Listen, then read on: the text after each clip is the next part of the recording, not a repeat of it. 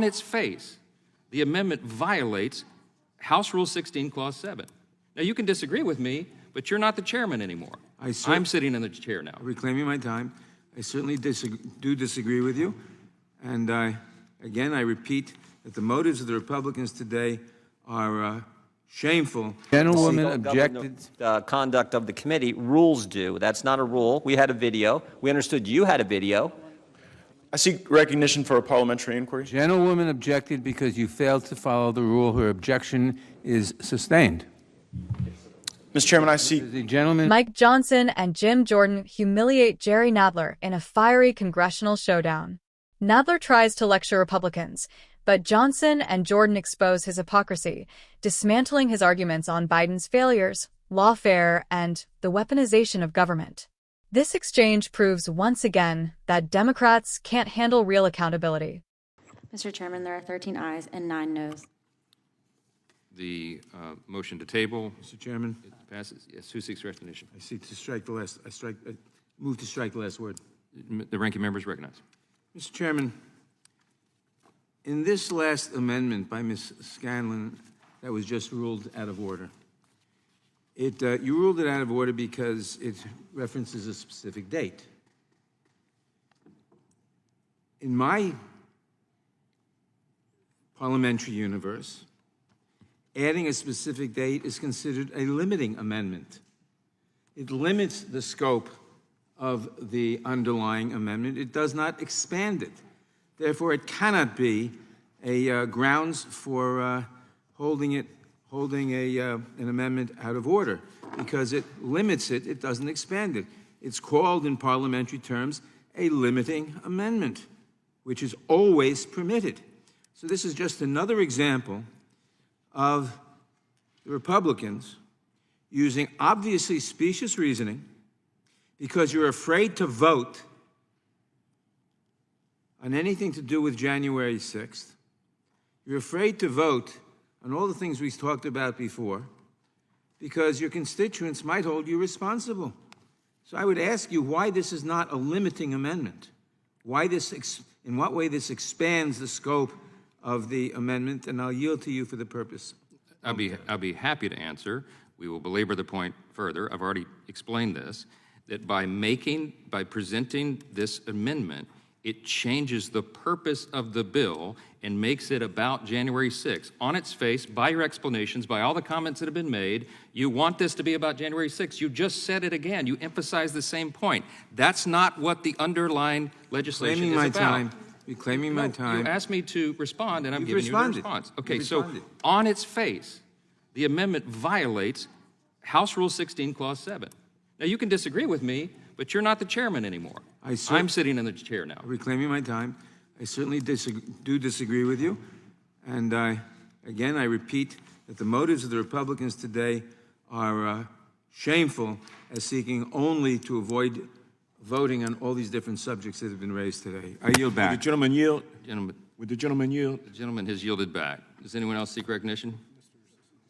Ms. Cicilline, and then I'll get to you, Ms. Johnson. I have an amendment, so I think Mr. Johnson wants to speak with respect to this, so I'm happy to defer to him. Gentleman's recognized. Thank you. The blatant hypocrisy on display throughout this hearing is mind-numbing, Mr. Chairman. It's very disappointing that the intellectual dishonesty that is on display is shockingly abusive to the process. I mean, you can't tell the American people who are looking at this that to include federal law enforcement officers in a resolution honoring the service of local and state law enforcement officers is irrelevant or non-germane or out of order in some way. The American people understand that law enforcement is law enforcement. They understand that January 6th, Capitol Hill police officers died. They understand that federal law enforcement officers over the years have died. Over, actually 650 have died from gunfire over the years. 650 have died from gunfire, federal law enforcement officers. Not to mention the 7 fallen officers of the U.S. Capitol Police Department, 2 of whom have passed away within the last 2 years due to the insurrection. And so we've had law enforcement officers, federal law enforcement officers, who've given their lives to protect us. They were the ultimate displays of courage. But yet this committee doesn't have the courage. Mr. Chairman, we have a video we'd like to play. Mr. Chairman.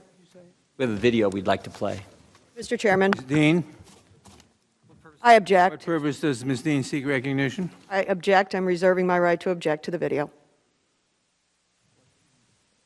Why would May I you- inquire as to whether the gentleman has followed the Judiciary Committee's AV protocol by providing 48 hours notice to the committee's clerk that he was going to use a video?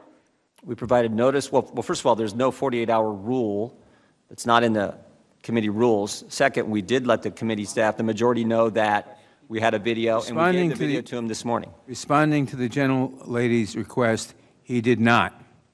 He did not supply Mr. the Chairman. 48 hours rule, 48 I hours, insist- then I 48 hours notice required by the rule. Mr. Chairman, Then I insist on my objection. Having failed to follow the bipartisan protocol, I insist on my objection. An objection has been heard. The video will not be shown. I appeal the ruling of the chair.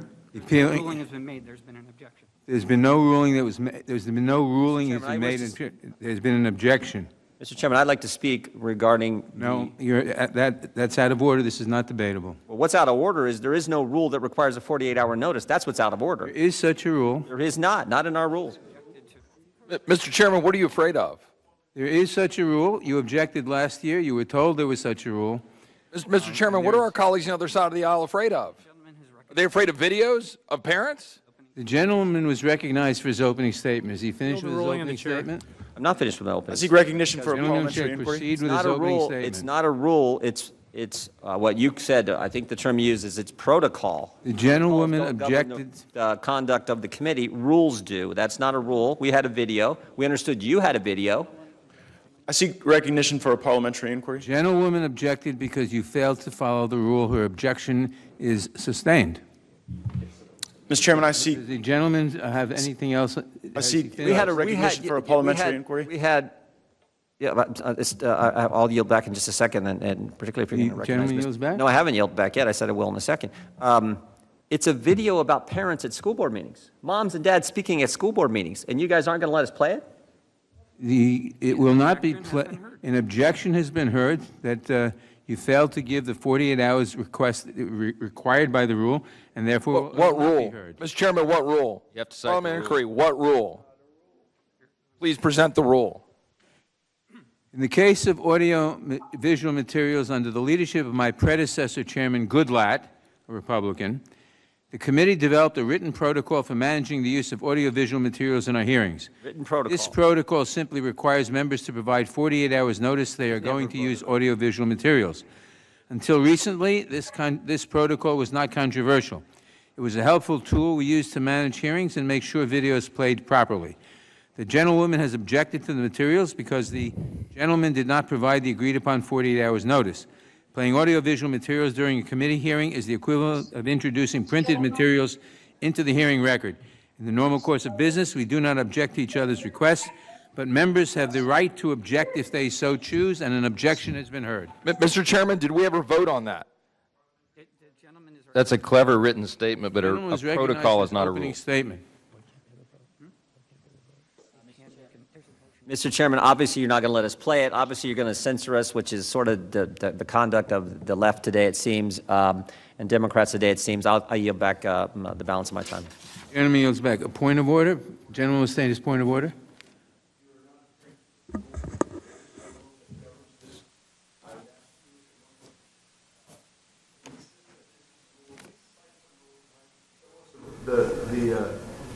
The actual written rule, this is not a rule. That is not a point of order, as I said before. Playing audiovisual materials during a committee hearing is the equivalent of introducing printed materials into the hearing record. In the normal course of business, we do not object to each other's requests, but members have the right to object if they so choose, and an objection has been heard. Not a rule, sir. I've asked you to rule on my point of order. The gentleman has not made a valid point of order. The gentleman. Move the table. Move the table. There's nothing to appeal. There's been no ruling. There's been no ruling. There's just been an objection. There's just been an objection, and the objection has been heard. So now we'll introduce. Welcome back to Alyson Reacts. Before we dive in, make sure to hit that subscribe button and smash the like so we can keep exposing the truth the mainstream media refuses to cover. Every subscription helps keep this movement alive against the censorship machine trying to silence conservative voices. Now, let's get into what just went down in Congress, because, folks, this was one of those moments where you almost feel sorry for the Democrats. Almost. Mike Johnson, the Speaker of the House, and Congressman Jim Jordan absolutely shredded Jerry Nadler in a heated exchange that perfectly showed why the left is terrified of strong conservative leadership. Nadler came in with his usual routine, lecturing, condescending, and trying to twist the facts to make Republicans look like the bad guys. But Johnson wasn't having it. Calm, collected, and precise, he dismantled Nadler's weak talking points one by one. Whether it was about lawfare, Biden's disastrous policies, or the blatant double standards of the Justice Department, Johnson made it clear that Republicans are not backing down. Then Jim Jordan came in swinging. And if you've watched Jordan before, you know he doesn't mess around. He took Nadler to task on the weaponization of government against the American people. Jordan laid out, step by step, how Democrats have turned federal agencies into political attack dogs. He pointed out that while parents at school board meetings get labeled as domestic terrorists, actual criminals walk free under Biden's soft-on-crime policies. Nadler tried to push back, but it was pathetic. He fumbled, repeated himself, and looked completely outmatched. It was like watching a chess master play against someone who just learned how to move the pawns.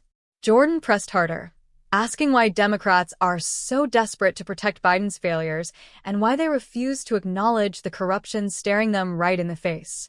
And here's the best part, the American people saw it. No fancy CNN editing, no MSNBC spin, just raw, unfiltered truth.